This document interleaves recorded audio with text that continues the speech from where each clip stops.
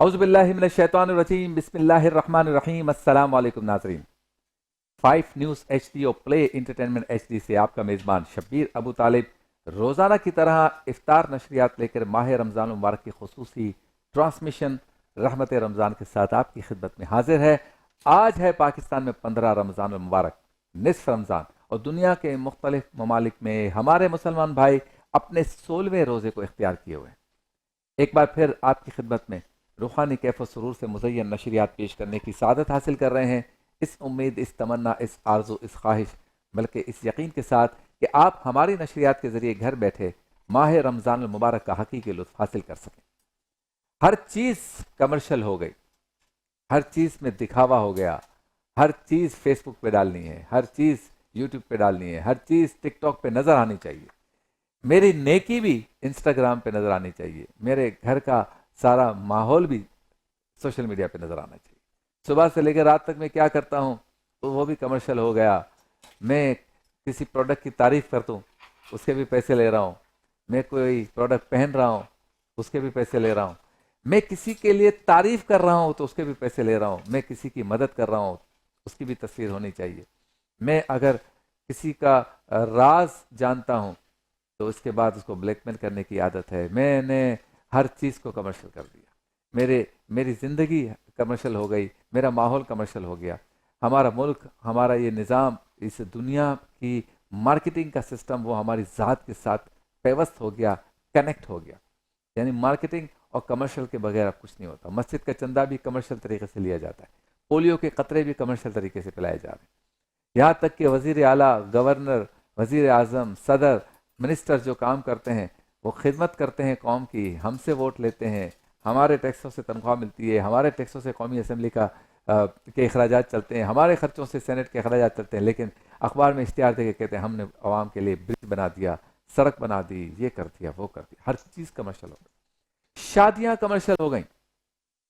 सुना है कि मशहूर लोग अपनी शादियों के कार्ड भी सेल करते हैं क्योंकि उसमें सेलिब्रिटीज़ आएंगी, आपको सेल्फीज बनाने का मौका मिलेगा। लिहाजा अगर हमारे यहाँ शादी में आना है तो कार्ड आपको 75,000 रुपये का मिलेगा। शादी के साथ साथ शादी के घरेलू फंक्शन में कमर्शियल होगा। स्पॉटेड बाय, फोटोग्राफी बाय, फिर नीचे नाम होता है सलून बाय, और वार्डरोब बाय, दुल्हन का मेकअप बाय, फलां फलां, हर चीज़ कमर्शियल हो। हमने अपनी बेटियों को नहीं छोड़ा, बेटों को नहीं छोड़ा, अपनी माँ का ड्रेस भी नहीं छोड़ा कि उसको भी हमने कमर्शियल कर दिया। मेरे वालिद ने शेरवानी पहनी, वो भी कमर्शियल हो गई। हर चीज़ कमर्शियल। लोग मस्जिद का चंदा भी मांगते तो पहले मस्जिद की फ़ोटो बताते। संगे मरमर से बना हुआ ये सहन है, यहाँ पर एक वजू खाना लगेगा जिसमें इटालियन के नलके लगने हैं, प्लीज़ इसके लिए आप हजरात ज़्यादा से ज़्यादा डोनेशन दें। लोग मदारिस बनाते हैं तो बताते हैं टर्किश स्टाइल का ये मदरसा मैं बना रहा हूँ, इस्लामिक सेंटर, इसके लिए चंदा दें। ये बात सही है, जो दिखता है वो बिकता है, लेकिन ऐसा भी नहीं है कि हर चीज़ दिखाई जाए या दिखवाई जाए। न जाने आगे क्या क्या होगा। दो अदाकारों की शादी होती है तो वो भी दिखाई जाती है, उसकी तशहीर होती है। यहाँ तक कि मस्जिद के मनाजिर भी आते हैं, मस्जिद हराम और मस्जिद नबवी के भी मनाजिर दिखाए जाते हैं। बताएं, जो मस्जिद नबवी और मस्जिद हराम में जाए उसकी तवज्जो काबतुल्लाह और सब्ज़ गुंबद की तरफ हो या मोबाइल की तरफ या सेलिब्रिटीज़ की तरफ हो। मैं नहीं कहता, आप खुद सोचें। हमने इसको भी कमर्शियल कर दिया। किसी बड़े आदमी की शादी हो या उसके घर में कोई शादी हो तो लिस्ट जो बनती है, इसमें शहर की ये 200 शख्सियात तो होनी चाहिए। ये चेहरे नजर ना आए तो मेरी शादी कमर्शियल नहीं होगी। निकाह बड़ा आदमी पढ़ाएगा, क्यों? छोटे मौलवी का निकाह कबूल नहीं होता। निकाह तो निकाह है, शरई एतबार से सारे तकाजे पूरे हैं तो निकाह हो जाएगा, लेकिन निकाह भी कमर्शियल हो गया। और फिर जो इसमें लवाजमात हमने डाल दी, ये बांधना है, ये कलर होना चाहिए, और पेन ऐसी होनी चाहिए, पेन के ऊपर चुग्गा लगा होना चाहिए, फलां होना चाहिए, सब कुछ कमर्शियल हो गया। पीछे कुछ ना कुछ लिखा होना चाहिए, ये भी कमर्शियल हो गया। ये बात मैं क्यों कह रहा हूँ? मतलब पहले एक ताना दिया जाता था, समझाने के लिए भी कहा जाता था और सिखाने के लिए भी कहा जाता था। डांट की हैसियत से या डांटने की वजह से भी कहा जाता था कि नेकी कर दरिया में डाल।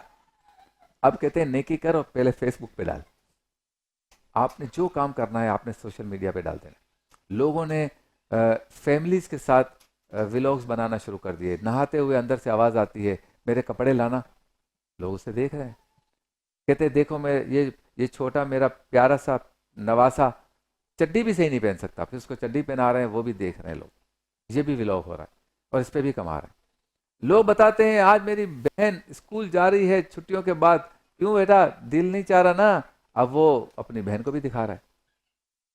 اس طرح سے باہر تو ہم سمجھ میں آتا ہے, یا ان ممالک میں تو سمجھ میں آتا ہے جن کے کلچر میں یہ چیز ہے, لیکن یہ پاکستان میں ہو رہا ہے, مسلم ممالک میں ہو رہا ہے, عرب ممالک میں ہو رہا ہے. کتنے لوگ ہیں جو غزہ کے ظلم پر جو ویڈیوز آتی ہیں وہ شیئر کرتے ہیں. کتنے لوگ ہیں جو کہتے ہیں میں خرچ کر کے لبنان جاؤں گا. کتنے ولاگرز ہیں جو کہتے ہیں میں خرچ کر کے فلسطین جاؤں گا. کتنے لوگ ہیں ولاگرز ہیں جو کہتے ہیں میں خرچ کر کے افغانستان جاؤں گا. کتنے لوگ ہیں جو کہتے ہیں میں ولاگ کر کے لیبیا جاؤں گا, شام جاؤں گا, وہاں غریبوں کے ساتھ ولاگ بناؤں گا. کتنے لوگ ہیں. کئی ایسے یوٹیوبرز ہیں جو بہت اچھا کماتے ہیں. میں کہتا ہوں اللہ آپ کو اور دے اگر آپ حلال طریقے سے کماتے ہیں تو, لیکن آپ اپنی گاڑیوں کی تو نمائش کر رہے ہیں, دیں ان کو بھی جن کو ضرورت ہے, اور اس کو پھر آپ یوٹیوب پہ یا سوشل میڈیا پہ ڈالنے کی ضرورت نہیں ہے. ہمارے تاجر کتنے کمرشل ہو گئے, پہلے چھپتے تھے, خاموش رہتے تھے, اب تو سحر اور افطار کی جو پارٹیاں ہوتی ہیں اس کے لیے باقاعدہ ڈریسز سلوائے جاتے ہیں, 2 پیس سوٹ سلوائے جاتے ہیں, امپورٹڈ جینز اور ٹی شرٹ منگوائی جاتی ہیں, اور خواتین بھی نئے نئے ڈریسز بنا. کیوں؟ فلاں کے ہاں افطار پارٹی ہے, فلاں کے ہاں سحور ڈنر ہے, اور یہ سحری کے ڈنر افطار کے, اور تکمیل قرآن کے جو پروگرام ہے وہ بھی کمرشل ہو گئے. اچھی بات, آپ اپنے گھر پہ قرآن پاک کا ختم کریں, آپ کا ہی کا کوئی رشتہ دار بچہ یا نوجوان ختم قرآن کروائے, کتنی اچھی بات, ترغیب ملتی ہے. دلوں کے حال اللہ بہتر جانتا ہے. میں حسن ظن رکھتا ہوں کہ آپ کی نیت اچھی ہے, لیکن یہ بھی فیشن بنتا جا رہا ہے. سجایا جاتا ہے اطراف کی گلیوں کو, بنگلے کو سجایا جاتا ہے, پھر سارے دوستوں کو بلایا جاتا ہے, 6-8 ڈشیں ہوتی ہیں اس میں, تو یہ بھی کمرشل ہو گیا. آج اس انٹرو کا مقصد یہ ہے کہ ہم اس دنیا کے ساتھ ضرور چلیں, ہم کمرشلائزیشن کے ساتھ ضرور چلیں, لیکن ہمیں اس میں ایک لائن ڈرا کرنی ہوگی کہ ہمیں کتنا کمرشل ہونا ہے. ہم کہیں کمرشلائزیشن کے چکر میں اپنے وقار کو تو نہیں گرا رہے, اپنی نجی لائف کو تو نہیں خراب کر رہے. کمرشل ہونے کے چکر میں ہم ثواب کو تو ضائع نہیں کر رہے. کمرشل ہونے کے چکر میں ہم اپنی اقدار اور اپنے کلچر کو پر تو کمپرومائز نہیں کر رہے. کمرشل ہونے کے چکر میں ہم اپنی ماں, بہن, بیٹی, بیٹے, نواسے, پوتے, پوتیاں, بھانجے, ماموں, یہ سب اپنی پرائیویسی کو تو نہیں کمپرومائز کر رہے. یہ سوچنا ضروری ہے. اور یہ کمرشل کتنا ہوگا. جیسے ہم لوگ ہیں ٹیلی ویژن پہ پروگرام کرتے ہیں, باہر لیکچرز, پروگرام, تقاریر, یہ ہماری فیلڈ ہے, تو ہمارے بھی جو سوشل میڈیا چلانے والے لڑکے ہیں یا چاہنے والے ہیں وہ ہماری ہر چیز کو کمرشل کر دیتے ہیں. لیکن نیت میری یہی ہے کہ اس میں ایک لائن ڈرا ہو, اور کوشش میری بھی یہی ہوتی ہے کہ ہم ایسا کوئی کام نہ کریں جو ان چیزوں پہ کمپرومائز کرے. تو میں تمام ہمارے سوشل میڈیا کے انفلوئنسر سے, تمام اداکاروں سے, مشہور فیمس لوگوں سے, سیلیبریٹیز سے, علماء, نعت خواں, قاری حضرات, اداکار, اداکارائیں, جتنے بھی ہیں ڈراموں میں کام کرنے والے ہیں, فلموں میں کام کرنے ہیں, جتنے تاجر ہیں, بزنس مین ہیں, ان سب سے کہتا ہوں, جتنے پیشہ ور پروفیشنل لوگ ہیں ان سب سے کہتا ہوں کہ چیزوں کی ایڈورٹائزمنٹ, اپنی ایڈورٹائزمنٹ یہ سب کرنے کا آپ کو رائٹ بھی ہے, اور آج کل کے حساب سے ضروری بھی ہے, لیکن اس میں لائن ڈرا کریں. ایسا نہ ہو کہ یہ کمرشلائزیشن ہماری زندگیوں کے اندر داخل ہو جائے اور وہ چیزیں ہمیں دکھانی پڑیں یا دکھانی پڑ جائیں جس کو نہ دکھانے کا حکم ہے. چلتے ہیں اپنے رن ڈاؤن کی طرف. آؤ بات کریں, میں آج تیز رفتاری اور حادثات پہ گفتگو ہوگی. نبیوں کی باتوں میں مفتی اسحاق مدنی حضرت لوط علیہ السلام کا تذکرہ کریں گے. احتیاط لازم ہے میں حکیم شاہ نذیر آج بالوں کا علاج یا بالوں سے متعلق بیماریاں یا بالوں سے متعلق ٹریٹمنٹ اور احتیاطوں کا تذکرہ کریں گے. رمضان پاکستان میں ہمارے مہمان ہوں گے احسان ٹرسٹ کے ریپرزینٹیو نمائندے. افطار مزیدار میں شیف اسد بنائیں گے چکن ویجیٹیبل ایگ رول. عالم ٹائم اور ورفان علیہ کا ذکر چلے گا ساتھ ساتھ, اور عالم ٹائم میں آج امام حسن رضی اللہ تعالی عنہ کا تذکرہ کریں گے. عظیم شخصیت. میں تو کہتا ہوں نوجوان اگر چاہتے ہیں کہ وہ ایسے بنے تو حضرت امام حسن کی سیرت کا مطالعہ کریں. اگر اس دور میں بھی اگر ینگ ایج کے لڑکے, بالخصوص لڑکے, ورنہ لڑکیاں بھی, عورتیں بھی, بچے بھی سب اگر چاہتے ہیں کہ مجھے کیسا ہونا چاہیے, بردباری کے اعتبار سے، حلم کے اعتبار سے، سمجھداری کے اعتبار سے، اور نرم لہجے کے اعتبار سے، سوچ بچار دور اندیشی حکمت کے اعتبار سے کیسا ہونا چاہیے، تو وہ بجائے اس کے کہ گوروں کی یا غیروں کی کے حالات زندگی، ان کی لائف اسٹائل کو پڑھیں، وہ حضرت امام حسن رضی اللہ تعالیٰ عنہ کی زندگی کو پڑھیں، انقلاب آ جائے گا۔ افطار کی یہ نشریات ہیں، روزانہ آپ کی خدمت میں پیش کرتے ہیں، اور روزانہ اس سیگمنٹ کی جانب جاتے ہیں جس میں ہم آپ سے بات کرتے ہیں اور آپ ہم سے بات کرتے ہیں۔ گھر بیٹھے کوئی ایک خاص موضوع ہوتا ہے، چاہتے ہیں کہ اس پر اس طرح سے غور و فکر ہو کہ کسی نتیجے پر پہنچ سکیں۔ سیگمنٹ کا نام ہے آؤ بات کریں۔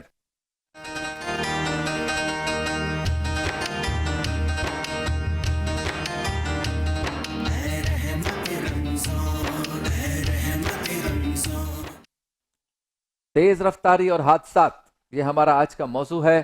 کچھ حادثات بغیر تیز رفتاری کے بھی ہوتے ہیں، اس میں کوئی شک نہیں، کوئی اور تیز رفتاری سے آپ کو مار دیتا ہے، آپ تو صحیح جا رہے ہوتے ہیں۔ اور پاکستان میں یہ بتایا جاتا ہے کہ اگر گاڑی چلانی ہے تو یہ سوچ کے چلانی ہے، بائک چلانی ہے تو یہ سوچ کے چلانی ہے کہ سارے آپ کو مارنے کے لیے آ رہے ہیں، تو آپ احتیاط کریں گے، تو آپ کو نیند نہیں آئے گی، تو آپ چاق و چوبند رہیں گے، تبھی آپ چست رہیں گے جب آپ کو لگے گا کہ ساری ٹریفک جو روڈوں پہ چل رہی ہے سب آپ سے ٹکرانے کے لیے آ رہی ہے۔ تو تیز رفتاری جو اختیار کرتے ہیں ان کا معاملہ دوسرا ہے۔ جو لوگ گاڑی چلاتے ہی تیز ہیں، ان کو پتہ نہیں کس بات کی جلدی ہوتی ہے، اور اگر کسی جگہ 1 گھنٹے بعد پہنچنا ہے اور فاصلہ 20 منٹ کا ہے، پھر بھی تیز چلنا ہے کہ میں 10 منٹ میں پہنچ جاؤں۔ اور کچھ ایسے تیز رفتار ہیں ہمارے ہاں موٹر سائیکل والے بھائی، جو ہم رات کو عموماً دیکھتے ہیں کہ برجز پر خود سوتے سوتے اور لیٹ کر موٹر سائیکل چلا رہے ہیں، اور وہ بھی تیز، یعنی اگر گاڑی 80 کی اسپیڈ سے لے کے میں جا رہا ہوں تو میرے برابر سے موٹر سائیکلیں جو ہے وہ طوفان کی رفتار سے، برق رفتاری سے، جس کو ہم کہتے ہیں برق رفتاری سے گزرتی ہیں۔ 4-5 موٹر سائیکلیں، جس میں کوئی کھڑے ہو کے چلا رہا ہوتا ہے، کوئی لیٹ کے چلا رہا ہوتا ہے، کوئی یوں چلا رہا ہوتا ہے، کوئی 1 ہینڈل، کوئی 2 ہینڈل، کوئی 1 ویلنگ۔ تو ان کی اپنی اسپیڈ کیا ہوگی جب 80 سے میں جا رہا ہوں، 80 کلومیٹر فی گھنٹہ کی رفتار سے میں جا رہا ہوں، اور وہ مجھ سے بھی آگے نکل گئے ہیں اور مجھ سے بھی تیز جا رہے ہیں، تو اس کا مطلب وہ 110 120 کی اسپیڈ سے جا رہے ہیں موٹر سائیکل۔ تو ایسے بچے، ایسے نوجوان، ایسے لوگ جو ہے ان کی تیز رفتاری یقیناً حادثات کا سبب بن سکتی ہے۔ یاد رکھیے، اگر کوئی یہ کہتا ہے کہ بھائی میں بہت ٹائم سے موٹر سائیکل چلا رہا ہوں، اتنی جلدی ایکسیڈنٹ نہیں ہوگا، میں بہت ٹائم سے گاڑی چلا رہا ہوں، اتنی جلدی ایکسیڈنٹ نہیں ہوگا، میں بہت ٹائم سے بس چلا رہا ہوں، ایکسیڈنٹ نہیں ہوگا، ماہر ہوں، اس پورے علاقے کو جانتا ہوں، تو پھر یہ بتائیے جتنے ٹرالر کھائی سے گرتے ہیں، جتنی بسیں پہاڑوں سے گر جاتی ہیں، جتنے وینوں کا ایکسیڈنٹ ہوتا ہے روزانہ، پاکستان میں نہیں پوری دنیا میں، ان کے ڈرائیور کو 40-40 سال کا تجربہ ہوتا ہے، ایک غلطی 40 سال کے بعد جو کرتے ہیں اس سے بس کھائے میں گر جاتی ہے۔ تو آپ کیسے کہہ سکتے ہیں کہ میں اتنے سالوں سے موٹر سائیکل چلا رہا ہوں، اتنے سالوں سے گاڑی چلا رہا ہوں، مجھ سے حادثہ نہیں ہوگا؟ حادثہ تو ایک پلک جھپکتی ہے اور ہو جاتا ہے۔ اگر آپ نے تھوڑی سی غلطی کی، 1 سیکنڈ کی، تو حادثہ ہو گیا۔ تو اگر آپ کی اسپیڈ سلو رکھنے کی عادت ہے تو حادثات کے امکانات بہت کم ہو جاتے ہیں۔ اچھا، پھر یہ کہ حادثات کی وجہ سے 2 اور نقصانات ہیں جس کی طرف لوگ توجہ نہیں کرتے۔ ایک تو جان سے گئے، وہ تو ہو گیا، اب اس کے علاوہ 2 نقصانات اور ہیں جس کی طرف توجہ نہیں ہوتی، حادثے کے بعد ہوتی ہے۔ ایک تو یہ کہ اگر آپ کی گاڑی تباہ نہیں ہوئی لیکن زخمی ہو گئی، زخمی سے مراد اس کو ڈینٹ لگ گئے، اس کے انجن میں پانی، یہ وہ سب، اس کے ریڈیٹر سے پانی نکل رہا ہے، انجن خراب، یہ سب کچھ ہو گیا، گاڑی اب مانگ رہی ہے 3-4-5 لاکھ کا خرچہ، اور وہ آپ کے پاس نہیں ہے۔ اب گاڑی ہے بھی اور چلا بھی نہیں سکتے۔ ایکسیڈنٹ کے بعد یہ ہوتا ہے غلطی کی وجہ سے۔ دوسرا، آپ خود، اللہ نے آپ کو زندگی تو دے دی، بچ گئے، لیکن اگر معذور ہو گئے تو، اگر معذور ہو گئے تو ساری زندگی خدا نہ خواستہ لنگڑا لنگڑا کے چلے، یا ویل چیئر پہ آ گئے، یا بیساکھیوں پہ آ گئے، یا ہاتھ ہی ٹوٹ گیا، ایک ہاتھ سے کام ہو رہا ہے، یا چہرہ خراب ہو گیا، تو کبھی معاف کر سکو گے خود کو کہ میری ایک چھوٹی سی غلطی، میں اگر اس ٹرالر کو جانے دیتا اور اس کے بعد نکلتا، یا یہاں سے نکلتا، یا پیچھے وہ ہارن دے رہا تھا اس کو جگہ دے دیتا، تو آج میں بالکل صحیح سلامت ہوتا، لیکن نہیں ہے۔ ایک غلطی کرنی ہے اور یہ کہنا ہے کہ میں تجربے کار ہوں، مجھ سے غلطی نہیں ہو سکتی، میں تیز رفتاری سے گاڑی چلانے میں ماسٹر ہوں، یہ دعویٰ آپ کا غلط ہے۔ 40-50 سال سے پوری دنیا میں جو ایروپلین چلا رہے ہیں، جو فلائٹوں کا آپریشن چلا رہے ہیں، جو پائلٹ ہیں، جو ٹرالر چلاتے ہیں، ہیوی ٹریفک چلاتے ہیں، ان کے ایکسیڈنٹ اسی لیے ہوتے ہیں 40-50 سال بعد کہ وہ کہیں غلطی کرتے ہیں۔ آپ آسمان سے نہیں آئے، آپ اچھے ڈرائیور ضرور ہیں لیکن اس پر اترانے کے بجائے اس کو برقرار رکھیں. اچھا ڈرائیور وہ ہے جس نے پوری زندگی میں کوئی ایکسیڈنٹ نہیں کیا. اچھا ڈرائیور وہ ہے جس نے پوری زندگی میں کسی کو مارا نہیں, یعنی اس کی گاڑی کے نیچے آ کے کوئی مرا نہیں. اچھا ڈرائیور وہ ہے جس کی گاڑی کو کبھی اسکریچ نہیں لگا. اچھا ڈرائیور وہ ہے کہ جس کی گاڑی سے کسی اور کی گاڑی کو نہیں لگا. یہ اچھا ڈرائیور نہیں کہ میں چلا رہا ہوں, اب تک تو بچا ہوا ہوں اس لیے کہ میں بہت ایکسپرٹ ہوں. سارے ایکسپرٹ ہوتے ہیں جن کے ایکسیڈنٹ ہوتے ہیں جو اس وقت قبر میں چلے گئے. وہ سارے ایکسپرٹ ہوتے ہیں جو اس وقت معذور ہیں. وہ سارے ڈرائیور بھی ایکسپرٹ ہی تھے جو اس وقت ایکسیڈنٹ کی وجہ سے معذور ہیں. تو آپ ایک اور نقصان پتہ ہے کیا کرتے ہیں؟ آپ تیز رفتاری کر کے اگر آپ اس دنیا سے چلے گئے یا آپ معذور ہو گئے تو آپ تو برباد ہو ہی گئے, آپ پوری فیملی کو برباد کر گئے. آپ اکیلے کمانے والے تھے. آپ کو پتا ہے آپ کے اوپر کتنی ذمہ داری ہے. یہ جس دور سے ہم گزر رہے ہیں نا میرے پیارے نوجوانوں, آپ گھر کا اثاثہ ہیں, آپ گھر کے واحد کفیل ہیں, آپ سے گھر کا خرچہ چلتا ہے.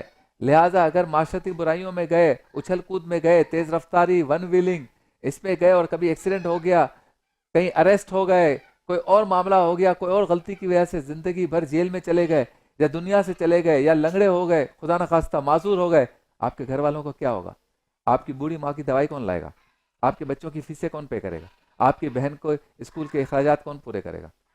تو آپ کی غلطی سے آپ کی پوری فیملی ڈسٹرب بھی ہوگی اور سفر کرے گی. وہ اس ماں سے پوچھیں جس کا بچہ صبح گیا ہے کام سے, واپس آ رہا تھا تو انتظار کر رہی تھی کہ آج وہ اس کے لیے سموسے بنائے ہیں تو میرے ہاتھ سے سموسے کھائے گا, آج تنخواہ لائے گا تو بیٹی کی فیس ہو جائے گی, آج تنخواہ لائے گا تو گھر کا کرایہ پے کریں گے. اس ماں کو کوئی کہے بری خبر ہے, آپ کا بیٹا جو ہے وہ تیز رفتاری سے موٹر سائیکل چلا رہا تھا اور برج پہ اس کا ایکسیڈنٹ ہو گیا, اس کا بھیجا پھٹ گیا خدا نخواستہ, اور وہ اس وقت سول ہاسپٹل میں ہے, ڈیڈ باڈی اس کی پڑی ہوئی, آ کے دیکھ جائیں, خدا نخواستہ میرے منہ میں خاک.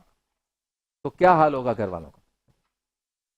یا آپ بچ گئے اور ساری زندگی بات نہیں کر سکتے, چل نہیں سکتے, بیٹھ نہیں سکتے, اٹھ نہیں سکتے, آپ گھر کے واحد کفیل تھے, اب آپ پہ خرچہ کرنے کے لیے کوئی اور انتظام کرنا پڑے گا کہ آپ کو زندہ کیسے رکھیں, آپ کی دوائیوں کے اور آپ کے رہنے سہنے کے اخراجات کیسے پورے کریں. یہ تیز رفتاری کے نقصانات ہیں جس سے حادثات ہوتے ہیں. تو میرے بچوں, میں آپ تمام سے مؤدبانہ عرض بھی کر رہا ہوں اور بھائی کی طرح بھی عرض کر رہا ہوں, بیٹے کی طرح بھی عرض کر رہا ہوں, مطلب ایک ساتھی کی طرح عرض کر رہا ہوں کہ پلیز گاڑی احتیاط سے چلائیں. کوشش کریں آدھی رات کو بھی آپ جا رہے ہیں تو سگنل نہ توڑیں. اگر اس کا خطرہ نہیں ہے تو ہمارے کراچی یا پاکستان میں کہ کوئی گن پوائنٹ پہ آپ کا موبائل یا گاڑی چھین جائے گا, کوشش کریں نہ تو. رات کے ایکسیڈنٹ بڑے خطرناک ہوتے ہیں. ہم کبھی کبھی سوچتے ہیں پورا روڈ خالی ہے, چلو بھائی کسی سگنل پہ نہیں رکنا, کوئی دیکھ ہی نہیں رہا, نہ کوئی آ رہا ہے. جب آپ یہ سوچ رہے ہیں تو سائڈوں والے بھی یہی سوچ رہے ہیں کہ اس روڈ پہ کوئی نہیں آ رہا, اور دونوں ٹکرا جاتے ہیں. بہت خطرناک ایکسیڈنٹ ہوتا ہے رات. احتیاط سے چلائیں. آپ اپنی بیوی کے لیے بہت ہی ضروری شوہر ہیں, آپ اپنے بچوں کے لیے بہت ہی ضروری باپ ہیں, آپ اپنی ماں کے لیے بہت ضروری بیٹے ہیں, آپ اس قوم کے لیے ضروری ہیں. آپ کام کریں گے, آگے بڑھیں گے. اور پھر یہ کہ کبھی کبھی آپ کی غلطی سے آپ تو بچ جاتے ہیں, آپ نے گاڑی اپنی جس کے اوپر ماری ہے وہ اس دنیا سے چلا گیا تو ساری زندگی یہ آپ کو سونے نہیں دے گی. یہ حرکت آپ کو ساری زندگی نہیں سونے دے گی کہ آپ تو بچ گئے, آپ نے ایک گھر کا چراغ گھول کر دیا. اللہ تعالیٰ ہم سب کو عمل کی توفیق عطا فرمائے. اور مفتی اسحاق مدنی صاحب سے بھی پوچھیں گے کہ تیز رفتاری اور حادثات سے متعلق وہ کیا ترغیب دینا چاہیں گے. جی مفتی صاحب. دیکھیں, تیز رفتاری کا تعلق نہ یہاں سے ہے آپ کے ذہن سے. اگر آپ نے کہیں پر مثال کے طور پر 3 بجے کا وقت ہے آپ کے پہنچنے کا, یا آفس میں آپ نے صبح پہنچنا ہے 8 بجے 9 بجے, تو ہونا یہ چاہیے کہ آپ اپنا سفر کا ڈوریشن دیکھیں. بھئی مجھے 10-12 کلومیٹر جانا ہے تو مجھے 20 منٹ لگیں گے, تو آپ 10 منٹ ذرا پہلے نکل جائیں, ہاں تاکہ 5-7 منٹ پہلے جگہ پہ پہنچ جائیں. لیکن میں اس القوم میں دیکھتا ہوں کہ ہمارے یہاں اگر کسی کو 8 بجے پہنچنا ہے اور اس کا 15 منٹ کا سفر ہے نا, تو وہ 7:45 پہ نہیں نکلے گا, وہ 7:48 پہ گھر سے نکلے گا. اور پھر وہ زبردستی جو ہے, وہ موٹر سائیکل والوں کو تو خیر ہر طرح کی آزادی ہوتی ہے, وہ جو چاہے کریں, وہ ہاں فٹ پاتھ پہ بھی چڑھا دیں گاڑی, کہیں بھی کریں اور کچھ بھی کر کے نکل جائیں وہ. اور اکثر اس کے اندر یہ حادثات جو ہوتے ہیں وہ جلد بازی کی وجہ سے اور اپنے وقت پہ, یعنی دیر سے گھر سے نکلنا اور وقت پہ نہ پہنچنے کی وجہ سے جلد بازی اس طریقے کی ہو رہی ہوتی ہے. دوسرے یہ کہ ہمارے یہاں ابھی تک اس چیز کو شاید ہم سمجھ ہی نہیں پائے ہیں کہ سحری کا وقت اگر 5:25 یا 5:22 پہ ختم ہو رہا ہے, تو ہمیں 5:21 پہ پانی کی بوتل اٹھا کے کیوں پینا ہے پانی؟ ہاں یعنی پورا 14 گھنٹے کا روزہ گزر جائے گا، آخری 1 منٹ کیوں نہیں گزرے گا؟ وہ گلاس بہت اہم ہے کہتے ہیں وہ جو. گلاس بڑی اہمیت کا عامل ہے. آپ 5 منٹ 4 منٹ پہلے بھی آپ سحری کے وقت کو مکمل کر سکتے ہیں. تو شاید ہمارے مزاج کے اندر یہ بات آ گئی ہے کہ ہم نے ہر چیز میں جلد بازی ہی کرنی ہے. دوسری بات ہے کہ حادثات کا ایک بہت بڑا تعلق رانگ ٹریفک سے بھی ہوتا ہے. کہ ہمارے یہاں دیکھیں سگنل بنے ہوئے، سگنل پہ اب ریڈ اشارہ آپ کو نظر آ رہا ہے کہ بھئی اس وقت آپ نے نہیں جانا آگے. صحیح. اس کے بعد یلو ہو جائے تو تھوڑی تیاری پکڑ لیں، اور گرین ہو جائے تو پھر اس کے بعد اللہ طول چلتے ہوئے چلے جائیں. لیکن ہمارے یہ کہ جب ریڈ ہے تب بھی جو ہے مطلب لوگ زگ زیگ کر کے نکلنے کی کوشش کر رہے ہوتے ہیں. ایون میں نے کتنے سمجھدار لوگوں کو دیکھا ہے کہ گاڑی کے اندر ہیں، اور خاص طور پہ آج کل جو بڑی گاڑیوں کا ایک ٹرین آ گیا، وہ پروٹوکول کے ساتھ یعنی گارڈ وارڈ پیچھے بٹھائے میں ان کے لیے کوئی ٹریفک سگنل کی پابندی نہیں ہے، وہ جو چاہے کرتے پھریں. اور دوسرا یہ ہے کہ ہر شہر کے اندر ایک ہیوی ٹریفک کی ٹائمنگز ہوتی ہیں. ہمارے شہر کراچی کے اندر ہماری گورنمنٹ یقیناً اس پہ کام کر رہی ہوگی، اور ان کے نوٹیفیکیشنز بھی آتے ہیں، سب چیزیں ہوتے ہیں، مگر اس کی امپلیمنٹیشن ابھی تک نہیں ہو پا رہی. تو میں سمجھتا ہوں کہ 2-3 چیزوں کی احتیاط ضروری ہے. نمبر 1 یہ کہ جس کے پاس ڈرائیونگ لائسنس نہ ہو اس کو ڈرائیونگ کی اجازت نہیں ہونی چاہیے. صحیح. نمبر 2 یہ کہ اگر کوئی سگنل توڑتا ہے تو باقاعدہ اس کے خلاف قانونی کارروائی ہونی چاہیے. اس کی گاڑی کو بند کرنا چاہیے، بندے کو بند کرنا چاہیے. تیسرا یہ کہ نوجوانوں کو خاص طور پر میں عرض کروں گا کہ میرے بچوں، جب آپ موٹر سائیکل چلا رہے ہیں، ظاہر ہے کہ آپ کی اتنی سیلری نہیں ہے، آپ اتنا افورڈ نہیں کر سکتے گاڑی لیں، تو آپ موٹر سائیکل چلائیں تو براہ کرم لائسنس بھی بنوائیں، گاڑی کے اقدامات بھی رکھیں، اس کے ساتھ براہ کرم ہیلمٹ کا استعمال بھی کریں. بہت خوب. کہ خدا نہ خاصہ اگر کوئی حادثے کی صورت بنتی ہے، کوئی معاملہ ہوتا ہے، تو آپ کا کم از کم یہ جو ہے وہ سر جو ہے وہ محفوظ رہے اور آپ عافیت میں رہیں. ایک اور گزارش موٹر سائیکل والے پیارے پیارے بھائیوں سے، تو میں گزارش کروں گا بھائی آپ اپنی لائن میں چلیں. یہ فاسٹ ٹیگ آپ کا ہے ہی نہیں. فاسٹ ٹیگ میں جب آپ آ جاتے ہیں تو جس کی وجہ سے پھر بڑی گاڑیوں کو بھی پرشانی ہوتی ہے اور آپ کو بھی پریشانی ہوتی ہے. اور کہیں گے ٹریفک جام ہو جائے تھوڑا صبر بھی کر لیا کریں. اور آج کل تو فٹ پاتھ کے اوپر جانا یہ بھی مناسب اچھا مفتی صاحب، میں نے تو آج کل وہ نظارے بھی دیکھے کہ رکشے جیسے موٹر سائیکل والے ون ویلنگ کرتے ہیں نا، رکشے والے بھی آپ یوں کر کے کوئی ایک ویل پہ ٹرننگ کرنے کے کرتب دکھا رہے ہوتے ہیں. اور ایک اور چیز مجھے میرے دوست نے بتائی کہ ایک لڑکا ہمارے علاقے میں تھا، وہ سائیکل بہت اچھی چلاتا تھا. یعنی وہ جب سائیکل چلاتا تھا پوری سائیکل وہ خود بھی ہلتا تھا، اور وہ اس طرح سے گاڑی چلاتے چلاتے ٹرک کو اس نے اوورٹیک کیا. کس کو؟ سائیکل نے کس کو اوورٹیک کیا؟ ٹرک کو. اور پھر ٹرک ڈرائیور کو منہ گھما کے کہتا ہے اوئے دیکھتا نہیں ہے ابھی مر جاتا.